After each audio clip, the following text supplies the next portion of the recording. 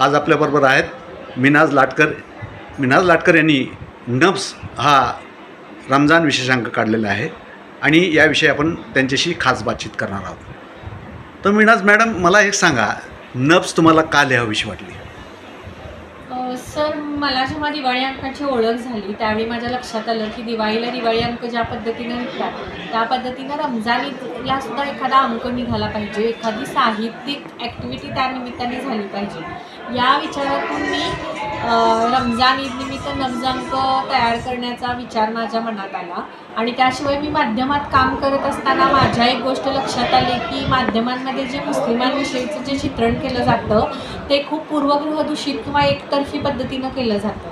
त्यामुळे योग्य पद्धतीनं मुस्लिमांचा कंटेंट लोकांसमोर यावा आणि इतर धर्मीय आणि मुस्लिम समाज याच्यामध्ये एक संवाद सुरू व्हावा, या निमित्ताने मी नफ्सची निर्मिती केली. यासाठी काय कसरत करावी लागली?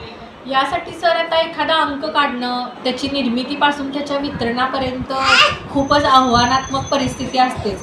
त्यासाठी फंडिंग गोळा करणं असेल किंवा चांगल्या पद्धतीचा कंटेंट लोकांसमोर आणण्यासाठी प्रत्येक पातळ्यांवर कसरत करावीच लागते. पण नफ्सला सहकार्य करणारे खूप विद्यार्थी असल्यामुळं, खूप साथी असल्यामुळं हे काम थोडं सुकर होतं. सर, नफ्समध्ये असं काय दिलेलं आहे? सर, नफ्समध्ये तुम्ही वाचाल की आत्तापर्यंत कधीच मुस्लिम समाजाबद्दल अशा पद्धतीचा कंटेंट आलेला नाही आहे. त्या पद्धतीचा कंटेंट तुम्हाला नफ्समध्ये वाचायला मिळेल.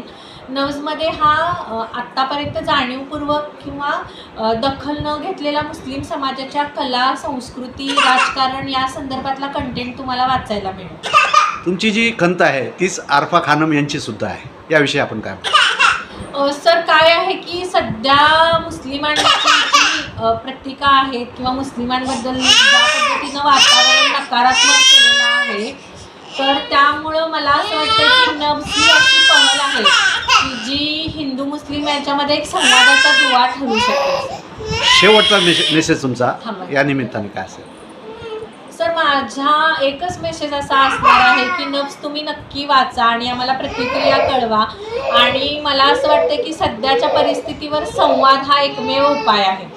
शेवटी आपण शेवटचा प्रश्न म्हणलं, याच्यानंतर एक शेवटचा प्रश्न आहे की समाज हा मराठी माध्यमामध्ये लिहिता झाला पाहिजे, याविषयी आपण करणार. सर, माझं असं मत आहे की मुस्लिमांची भाषा ही मराठीच आहे, त्यामुळंच आम्ही नफ्ससारखा अंक हा मराठीतून काढतो आणि आमचे वाचणारे जे सगळे वाचक आहेत ते मराठीच आहेत आणि मुस्लिमांची भाषा मराठी असल्यामुळंच आम्ही हा अंक मराठीतून काढतोय.